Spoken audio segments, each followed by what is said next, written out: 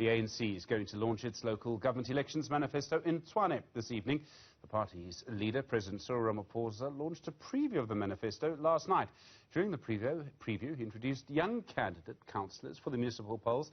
He expressed his confidence that the candidates will deliver much improved local government structures in the country. Fewer than 500 people will attend the launch at Church Square this afternoon, in line with COVID-19 protocols. The ANC says the event tonight will be followed by the rollout of a localized manifesto launch.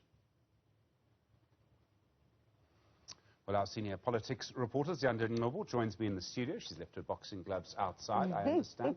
Ziyanda, good afternoon to you. So we had the DA on Saturday, the EFF yesterday. Obviously, the ANC wants to get as much media attention as possible. How are they going to manage things tonight? Well, certainly it's quite obvious that wants not only the media's attention, but I think South Africans' attention by even having it in the evening and not during the day when most people will be at work. But you'll remember, Stephen, I wanted to go back to 2016 and how those local government elections fared for the ANC. That was not a good time. You'll recall that then President Jacob Zuma said that the ANC would rule until Jesus comes back. That didn't quite happen. In fact, they lost several metros. And it also raised the question about how prepared the ANC is to enter into coalition governments. And this is exactly something that even someone like Mzwandile Masina, the Ekurhuleni mayor, has also said that so far the ANC does not even have a legislative framework to actually guide the organization on how it deals with coalitions. Fast forward now to 2021, you've seen President Cyril Ramaphosa on the campaign trail not having an easy time.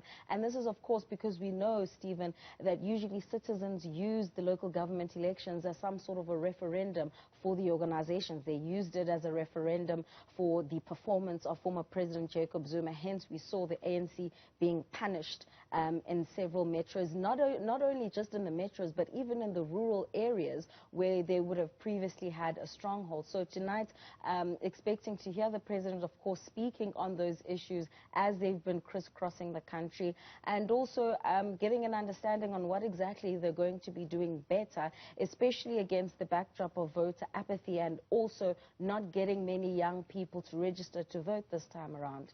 I mean, one of the problems that the ANC has, which the other parties don't have, the DA sort of has it, but not really, is that the ANC has to campaign, well, sort of against its own track record, if I can put it like that. And I know that will be uncomfortable for them to hear. But the president himself said, if he was reported correctly, and I think he put out his own political report from the NEC, that there's a palpable sense of anger against the ANC. And I mean, he said that in a way because this is saying this is how difficult these elections are going to be for the governing party. Absolutely, and we've seen that. I mean, if you look at just at the Sunday Times report yesterday, where their lead story was about the president's sister actually having dozens, if not hundreds, of protesters marching to her home, demanding that she calls her brother so that he actually deals with the electricity crisis in Soweto. The problem that the ANC faces is explaining how they're going to undo their sins of incumbency, if you will, because they've been the governing party for nearly 3 decades now, so they would be responsible for many of the issues that are faced by society. But I think, you know, it was quite a strategic move on the part of the ANC to now actually have these community meetings. But now the problem was, of course, COVID-19, and you would have heard that some of the issues that have come out is that even with this attempt to do community consultation, even if you don't like the ANC candidate, change them or choose someone who is in the community, even though they may not be an ANC member, that hasn't worked because there's still been violence, there's still been allegations of rigging of the actual lists that have been sent through. And these are issues that are symptomatic of what's been happening internally within the organization. It's also the first time an election goes ahead without a Secretary General in place. Ace Magashule is, currently not in that position. So there's several machinations.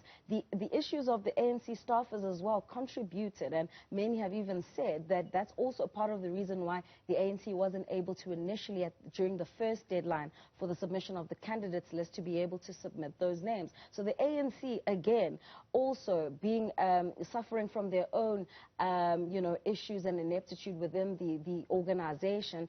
And interesting that the president actually chose to unveil the candidates. I mean, I recall a briefing with the ANC, DSG, and the current quote, Acting Secretary General Jesse Duarte saying that they don't adopt a DA style by unveiling their mayoral candidates. And then yesterday you have the president now almost parading these young councillors of the ANC, which is not necessarily something that we've seen before. I don't know if that's because of the COVID-19 pandemic and, you know, maybe changing tax, or maybe because, you know, the party is seeing just how much there is, you know, the palpable anger that you speak of, the lack of unemployment, which largely affects the youth.